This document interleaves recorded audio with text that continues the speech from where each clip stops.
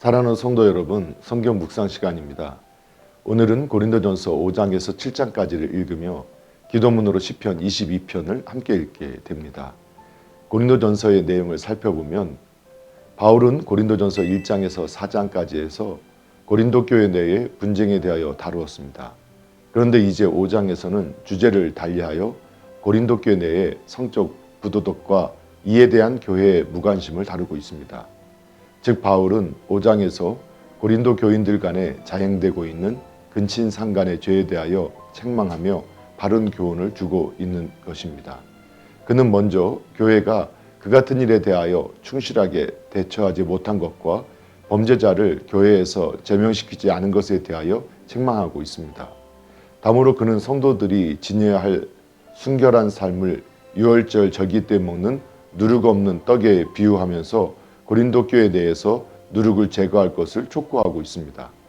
그리고 마지막으로 바울은 교회가 성적 부도덕자들을 징계함으로써 교인들을 보호해야 하지만 불신자들에게 전도하는 경우에 있어서까지 성경적 기준을 강제로 적용해서는 안 될 것임을 교훈하고 있습니다.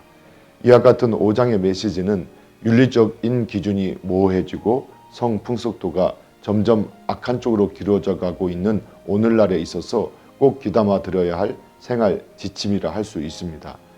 고린도전서 6장은 5장에 이어 고린도 교회 내에서 자행되고 있던 여러 가지 죄악들에 대한 바울의 책망과 교훈을 담고 있습니다.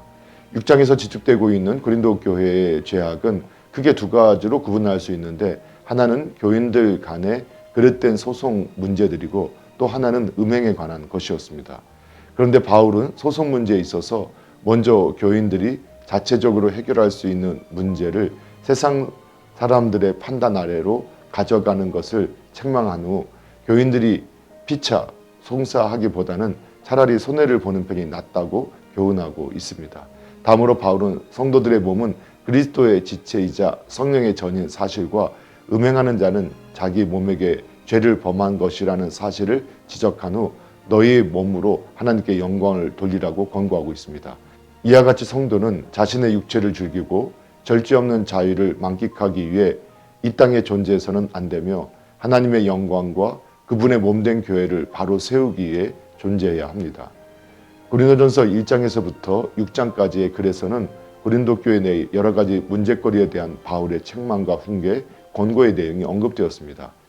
그런데 7장에서부터는 단원이 바뀌어 고린도 교인들이 편지로 질문했던 여러 가지 궁금증에 대한 바울의 답변 내용이 언급되기 시작합니다. 이러한 바울의 답변은 14장에 이르기까지 계속되는데 7장의 내용은 그 첫 번째 것으로서 혼인에 대한 바울 자신의 생각과 겉면의 말이 주를 이루고 있습니다. 한편 7장에 나타난 바울의 혼인 사상은 임박한 환난 및 인간의 본능적 성욕과 밀접한 관련을 지니고 있습니다. 그러기에 바울은 7장에서 거듭 모든 사람들이 혼인하지 아니하고 그냥 지내는 것이 좋으나 정욕을 억제할 수 없거든 혼인하라고 권면하였습니다. 사랑하는 성도 여러분, 오늘도 말씀을 읽고 듣고 묵상하는 가운데 하나님의 마음과 뜻을 깨닫고 예수님과 동행하며 예수님을 생각하고 예수님을 닮아가는 복된 믿음의 삶이 되기를 예수님의 이름으로 축복합니다.